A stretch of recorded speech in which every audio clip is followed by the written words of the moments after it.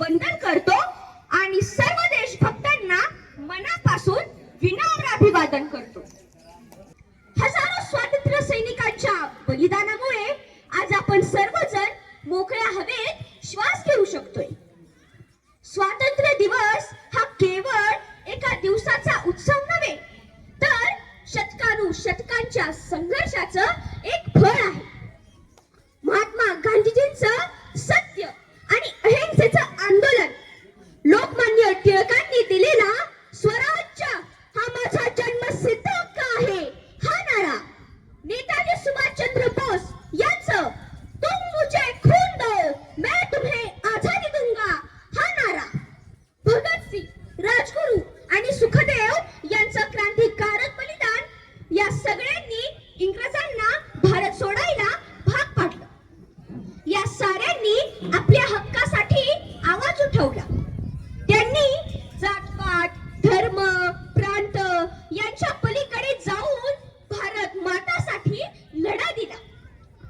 स्वातंत्र्यानंतर अनेक वेळा भारताने संकटांचा सामना केला, पण आपल्या नेत्यांनी आणि नागरिकांनी लोकशाही मार्गाने देशाचा विकास साधला. शेती, शिक्षण, आरोग्य, उद्योग, विज्ञान, संरक्षण आणि तंत्रज्ञान यांमध्ये आपण प्रगती केली. आज आयटी क्षेत्रात व अंतराळ संशोधनात आपण आपली जगात ओळख निर्माण केली आहे. आताच आपल्या भारताचा अंतराळवीर शुभांशु शुक्ला हे अंतराळात 14 दिवस राहून त्यांनी भारताची एक नवीन ओळख करून दिली आहे. मिशन एक्झिम-4 अंतराळात झेपावलं.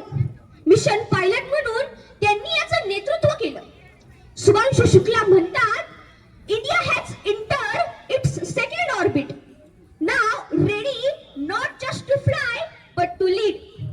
म्हणजेच भारत आता केवळ अंतराळ संशोधनात फक्त उड्डाण करण्यासाठी नाही, तर नेतृत्व करण्यासाठीही तयार आहे.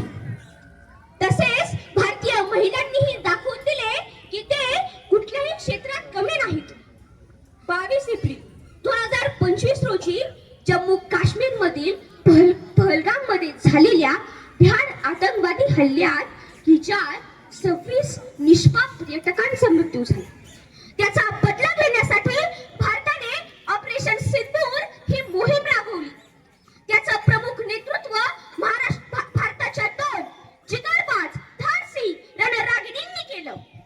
कर्नल सोफिया कुरेशी आणि विंग कमांडो व्योमिका सिंग यांनी दाखवून दिले की महिला कुठल्याही क्षेत्रात कमी नाहीत. भारतासाठी व महाराष्ट्रासाठी अजून एक अभिमानाची बाब म्हणजे महाराष्ट्रातील नागपूरमधील दिव्या देशमुख हिने जॉर्जिया येथे झालेल्या वर्ल्ड फिडे महिला बुद्धिबळ स्पर्धा जिंकून विश्व विजेती होण्याचा मान पटकावला.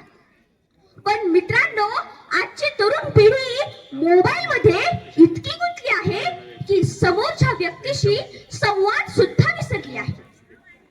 खूप वेळ असतो इथे व्हॉट्सअपच्या स्टेटससाठी, खूप वेळ असतो इथे व्हॉट्सअपच्या स्टेटससाठी, रात्र जागतो आम्ही त्या फेसबुकच्या स्टोरीजसाठी, खूप बिजी असतो आम्ही ते युट्यूबचे व्हिडिओ पाहण्यासाठी, खूप बिजी असतो आम्ही ते युट्यूबचे व्हिडिओ पाहण्यासाठी, पण क्षणही नसतो आमच्याकडे आई बाबांशी बोलण्यासाठी, पण क्षणही नसतो आमच्याकडे आई बाबांशी बोलण्यासाठी. मित्रांनो, आजचा तरुण हा उद्याचा नेता आहे. आपण जर आपलं शिक्षण, कौशल्य आणि ऊर्जा देशासाठी वापरली तर आपला भारत देश नक्कीच महाशक्ती म्हणून उदयास येऊ शकतो. त्यासाठीच मित्रांनो, सोशल मीडिया